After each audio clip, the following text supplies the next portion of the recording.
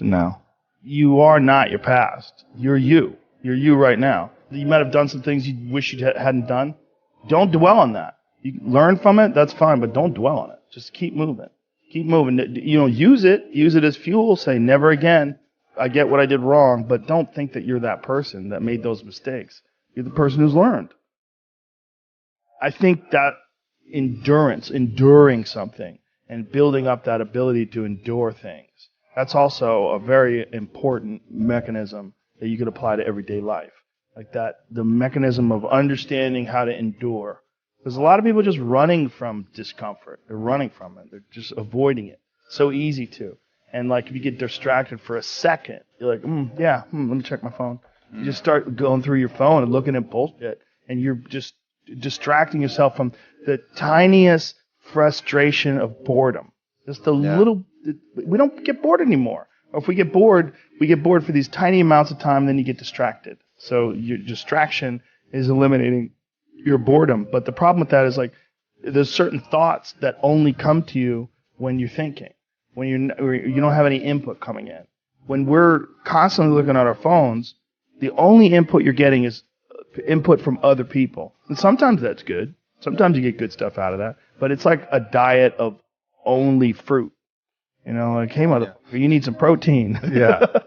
Like you need to get some other things in your diet.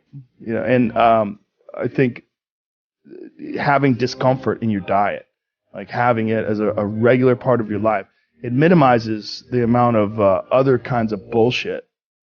And I think that insanity and greatness are next door neighbors, and they borrow each other's sugar.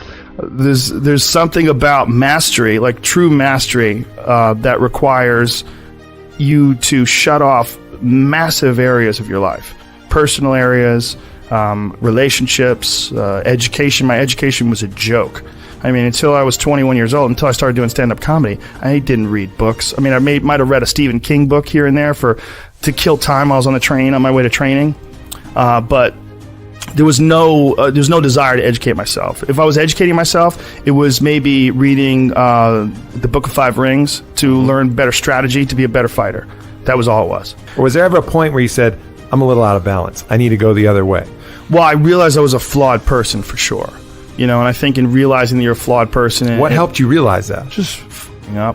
Just being an idiot. Realizing, girls would get mad at me, or maybe guys would get mad at me. Whatever it was, I realized that I had flaws, I knew that I was... And then also failing at comedy. One of the hardest things to do is to go from being really great at something to sucking at something. And that something that you suck at is now your path. And that's what I found myself in comedy. I could get laughs every now and then, but I knew I wasn't anything special. I knew I was terrible. And there was something exciting about being terrible because I had potential, because there was potential for growth. If you start doing it and you're great at it, like naturally, like maybe I wouldn't have had the motivation to do it as a living for 25 years like I've done. I don't know. But at that time, making that transition from martial arts competition to being a comedian, that's when I started going down the road of balance and started trying to balance myself as a person.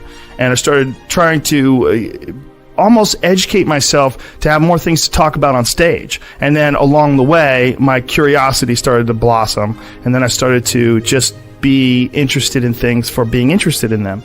And as I got better as a comedian, I became less worried about what other people thought about me and more worried about just improving and keeping this sort of momentum going.